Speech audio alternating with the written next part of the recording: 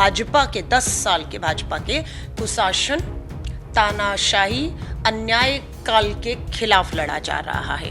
ये चुनाव उनका है। हम ये कह रहे हैं कि आपके 10 साल के कार्यकाल में 20 करोड़ युवाओं को रोजगार मिलना था, नहीं दिया आपने। बेरोजगारी 45 साल के रिकॉर्ड तोड़ गई। आपका इम्तिहान है मोदी जी। और आपको मालूम है प्रधानमंत्री नरेंद्र मोदी जी लाठी ही नहीं मारी, आंसू गैस के गोले छोड़े।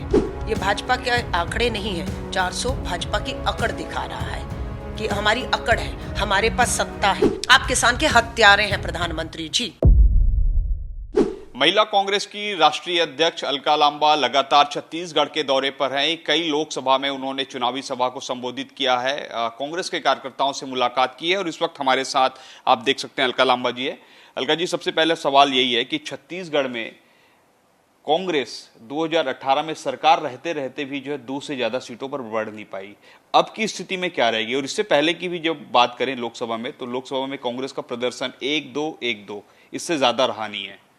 आप इस बात को मानेंगे, ये देश का चुनाव है, संसद का चुनाव है, 543 सीटों पर चुनाव है पूरे देश के अंदर। और ये देश का चुनाव 10 साल के भाजपा के कुशासन, तानाशाही, अन्याय काल के खिलाफ लड़ा जा रहा है। ये चुनाव उनका है, उनको जवाबदेही देनी है कि वो कहां खड़े हैं। हम विपक्ष में थे, इस बार भी हैं, और हम विपक्ष में रहकर किसान के साथ अन्याय हुआ, न्यूनतम समर्थन मूल्य कानून नहीं मिला, कर्ज माफ नहीं हुआ उनके कृषि उपकरणों पर जीएसटी लगाकर अन्याय किया है 10 साल की भाजपा की सरकार ने। हम अपने न्याय पत्र में कह रहे हैं हम आते ही एमएसपी पे कानून देंगे, किसान का सारा कर्ज माफ होगा और किसान के उपकरणों को, कृषि उपकरणों को, खाद, बीज, ट्रैक्टर को कर मुक्त करेंगे। हम ये कह रहे हैं कि आपके 10 साल के कार्यकाल में 20 करोड़ युवाओं को रोजगार मिलना था, नहीं दिया आपने। बेरोजगारी 45 साल के रिकॉर्ड तोड़ गई। आपका इम्तिहान है मोदी जी। और हम ये कह रहे हैं कि हम आते ही 30 लाख सरकारी पक्की नौकरियों के पद भरने जा रहे हैं। बेरोजगारी के खिलाफ हमारा न्याय पत्र में लिखा है। आप जवान की बात करेंगे, अग्निपथ भर्ती योजना ठेके की इन्होंने लाई, सेना को कमजोर किया है, पक्की भर्ती खत्म, ठेके। ठीक है, आपने तो ये अपनी सभी गारंटी और जो आपने मैनिफेस्टो जारी किए हैं वो है, लेकिन मेरा सवाल यही था कि 1 से 2 या 2 से 3 आप कैसे बढ़ रहे हैं, इसके लिए क्या स्ट्रेटजी है?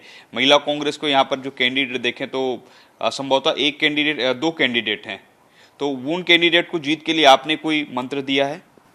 नहीं, मैं फिर कहूंगी, मेरी दोनों महिला उम्मीदवारों से मुलाकात इसलिए नहीं हुई, उनका कार्यक्रम बहुत व्यस्त था और मैं नहीं चाहती थी कि वो अपने कार्यक्रम छोड़ के मुझसे मुलाकात करें। लेकिन मुझे है कि वो दोनों महिलाएं बहुत दमदार तरीकों से लड़ रही हैं। इतना ही नहीं, अगर प्रधानमंत्री मोदी जी चाहते तो महिला आरक्षण कानून जो पास हो गया उसे लागू कर देते तो छत्तीसगढ़ की 11 में से 4 बहनें आरक्षित सीट पर लड़ती और जीतती और संसद पहुंचती, जिससे वंचित रखने में छत्तीसगढ़ के अधिकार को और देश भर की आधी आबादी के अधिकारों से वंचित रखने का काम प्रधानमंत्री मोदी जी ने किया है, भाजपा की सरकार ने किया। महिलाओं में इसके लिए काफी गुस्सा है, जिसका खामियाजा इन चुनावों में भाजपा को भुगतना होगा। अभी पूरे चाहे बीजेपी के कैंपेन में या कांग्रेस के कैंपेन में महिला सबसे टॉप में है, चूंकि महतारी वंदन योजना यहाँ पर 1000 रुपया बीजेपी की सरकार दे रही है। आपकी सरकार ने संभवतः 500 रुपये देने का वादा किया था, सिलेंडर में सब्सिडी देने का वादा किया था, वो नहीं दिए। लेकिन आप जो है 8000 रुपये पर ईयर देने की बात कह रही हैं, लेकिन महिलाएं बात जो किसकी बात माने आखिर? मैंने महिलाओं से बात की है कि भाजपा की सरकार 1000 रुपया दे रही है।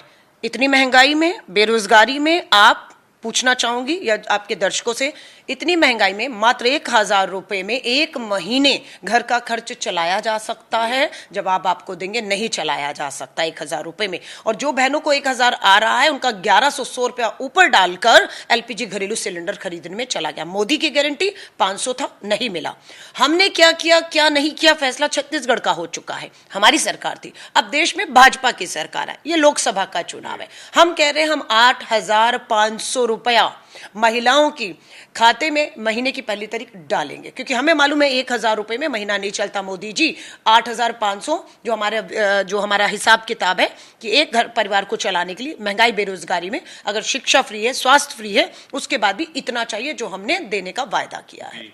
मैडम, आपने सुना होगा बीच में पूरे छत्तीसगढ़ की जो कांग्रेस नेताओं के बयान है वो राष्ट्रीय स्तर पर सुनने देखने को आपको भी मिला होगा। मोदी को लाठी मारो और अलग अलग तरीके के बयान दिए गए।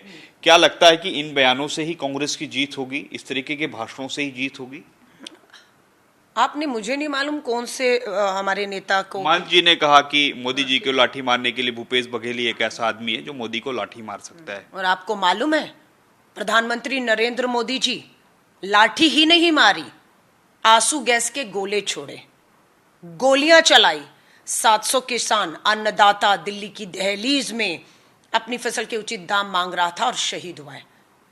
ये याद नहीं है बड़ा मुद्दा क्या है कि किसी नेता ने मोदी को लाठी मारने की बात की। अरे आपने किसान मारे हैं, आप किसान के हत्यारे हैं प्रधानमंत्री जी। गलवान वैली में 20 जवान शहीद हो गए। आपने आप उनकी जो शहादत के दोषी आप हैं, क्योंकि चीन को क्लीन चिट देकर शहादत से धोखा करने वाले प्रधानमंत्री जी आप हैं। बेटियों के साथ बलात्कार होता है, एक नेता ने कह दिया मोदी जी को लाठी मारेंगे, इतना बड़ा बयान। नाबालिग बेटियों के बलात्कार के दोषी हैं कुलदीप सिंह सेंगर और राम दुलारे, भाजपा के विधायक, उम्र कैद की सजा हुई है। बड़ा मुद्दा यह है या नहीं? कौन है ब्रजभूषण शरण, कौन है साक्षी मलिक? क्या प्रधानमंत्री मोदी जी इस पे बोलेंगे?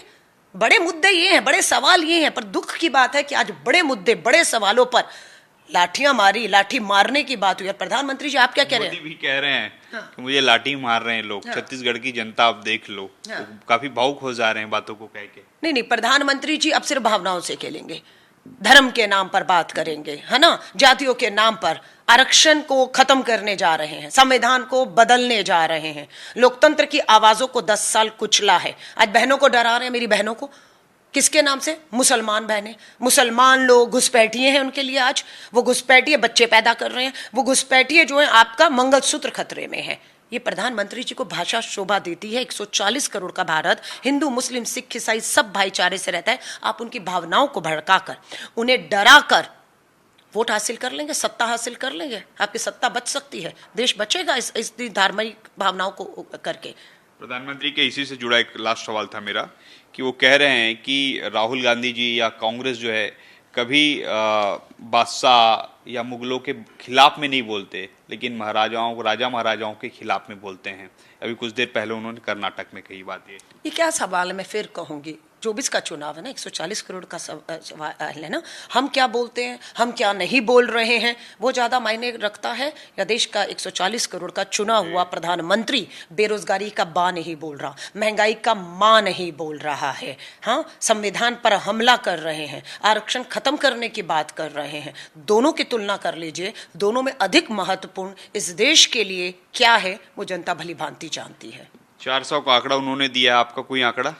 नहीं, मैं फिर कहूंगी, ये भाजपा के आंकड़े नहीं है। 400 भाजपा की अकड़ दिखा रहा है कि हमारी अकड़ है, हमारे पास सत्ता है, पूंजीपति मित्रों का धन और बल है, संवैधानिक संस्थाएं हमारी मुट्ठी पर है, जिसके दम पर इतनी बेरोजगारी, महंगाई, किसान के बाद देने में आपको भी क्या दिक्कत है? आंकड़ा तो आप भी दे सकते हैं, चुनाव के समय जाते हैं। जैसे आपने यहाँ पे तो 75 का नारा दिया था, इससे पहले भी कई चुनाव में नारा दिया गया है, तो नारा देने में, आंकड़ा रखने में क्या दिक्कत है?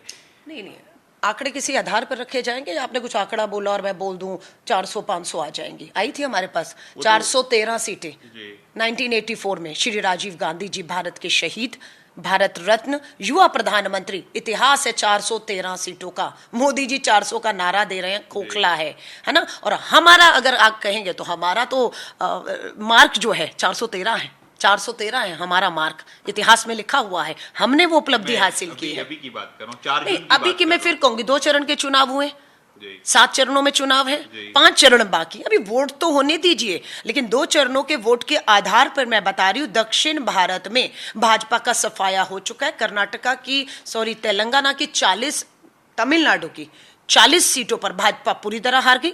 दूसरे चरण में केरला की 20 सीटों पर भाजपा का पूरा सफाया है। कर्नाटका, तेलंगाना में हमारी सरकारें हैं, सुपड़ा साफ होने वाला है। ये अभी 2 चरणों पर मैं आपको बता रही हूं। तो ये थी हमारे साथ अलका लांबा, जिनका साफ तौर पर कहना है कि कांग्रेस बहुत मजबूत स्थिति में चुनाव लड़ रही है, वहीं पीएम मोदी जो है गलत बात कर रहे हैं। जो जनता देख रही है, सुन रही है और समझ रही है। तो अब देखना होगा 4 जून को जब परिणाम आएंगे तो पूरे देश में किसकी सरकार बन रही है और छत्तीसगढ़ में कितनी सीटें कांग्रेस और बीजेपी जीत रही है। कैमरामैन योगेंद्र के साथ सौरभ सिंह परिहार, IBC 24 रायपुर।